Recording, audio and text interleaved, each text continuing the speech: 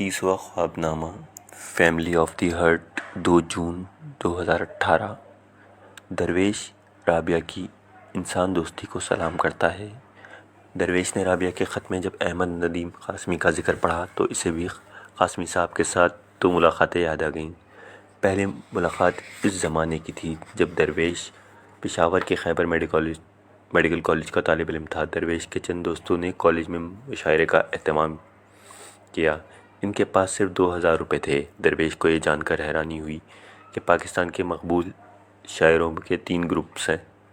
پہلے گروپ کے شاعروں کی فیس 1000 روپے تھی، ان میں احمد فراز شامل تھے۔ دوسرے گروپ کے شاعروں کی 500 روپے فیس تھی، ان میں احمد ندیم قاسمی شامل تھے۔ تیسرے گروپ کے شاعروں کی فیس 200 روپے تھی، ان میں محسن، احسان، خاطر غزنوی اور فارغ بخاری شامل تھے۔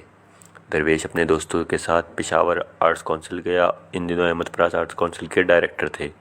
درویش نے احمد فراز سے کہا، ہم اسٹوڈنٹس ہیں، ہم آپ کو بلانا چاہتے ہیں، لیکن ہم آپ کو 1000 روپے نہیں دے سکتے۔ احمد فراز مسکرائے اور کہنے لگے، میں ضرور آؤں گا اور فیس کی فکر نہ کریں۔ ہم سب بہت خوش واپس آئے۔ فراز مشاعرے میں آئے اور غزلیں پڑھیں۔ ایک شعر مجھے ابھی تک یاد ہے، پھر یوں ہوا کہ غیر کو دل سے لگا لیا، اندر وہ نفرت تھیں کہ باہر کے ہو گئے۔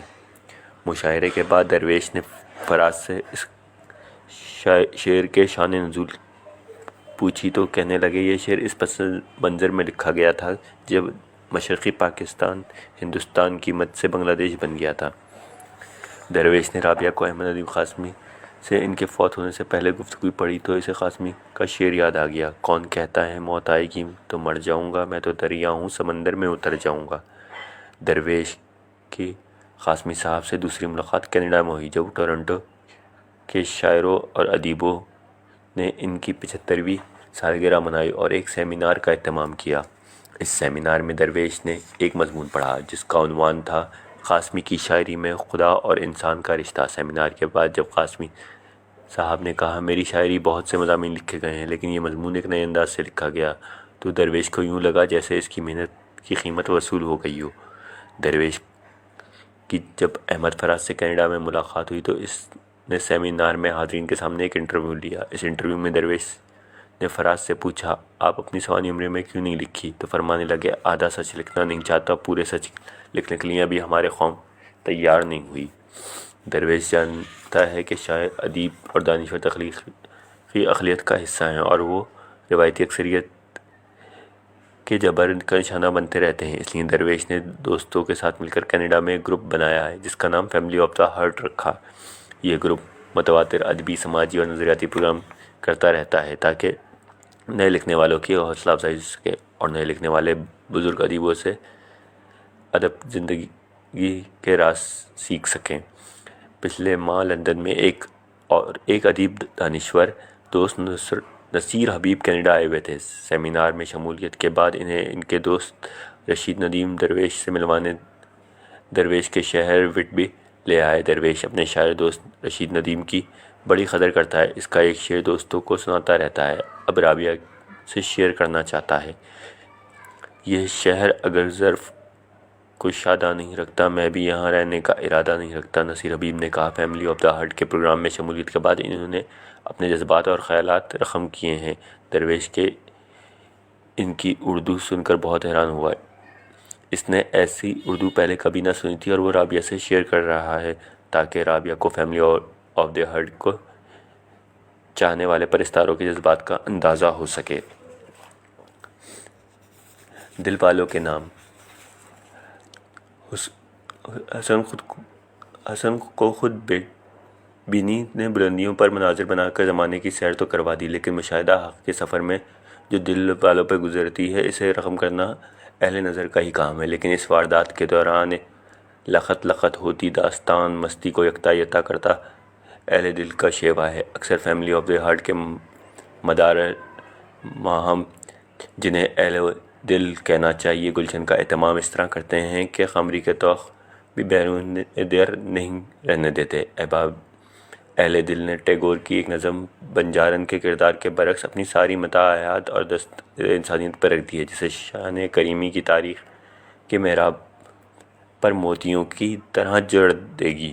احباب اہل دل نے شہر اقتدار پر پراسرار اشاروں اور شکوہ ایوانوں کو کبھی درخور اعتدال نہیں سمجھا۔ بلا شبہ اقتدار کے یہ ایوان اور میڈیا کو ابتدا میں وہ دل فریب اور سحر انگیز نظر آتے ہیں، لیکن تمام عمر بازیگری کے بعد آنکھ کھلتی ہے تو خواب و خیال کا معاملہ قرار پاتے ہیں۔ لیکن اہل دل کا سلسلہ شوق کبھی ہجر کی قتل گاہوں میں نہیں ملتا۔